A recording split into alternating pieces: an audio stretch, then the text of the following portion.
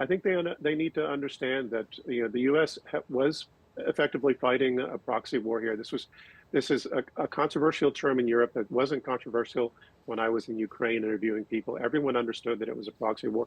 So it's really difficult to have this idea that the U.S. is in some way mediating a conflict between Ukraine and Russia, which is kind of the feeling that you get from the way the meetings were supposed to transpire in Istanbul.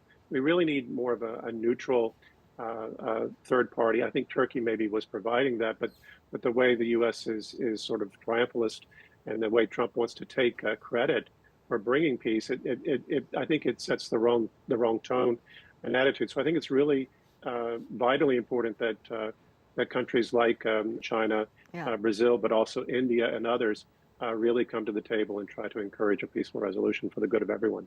Well, to be frank, I think that Trump is trying to impose his timeline on this process, and that's not necessarily Russia's timeline at this point. I think Trump is desperate for a foreign policy win. He needs to have something wrapped up this year, well ahead of next year before the midterm elections. And I think Putin realizes that he would also benefit from having something before the next midterm elections, unless his objective is to try to frustrate Trump with a divided Congress. But nevertheless, I think Putin wants to resist sort of Trump's tendency towards American triumphalism. I think Russia understands that the United States was an enemy here, and the idea that Washington is now going to impose terms for peace, despite perhaps having lost the objective on the battlefield, is something that Moscow is unwilling to stomach.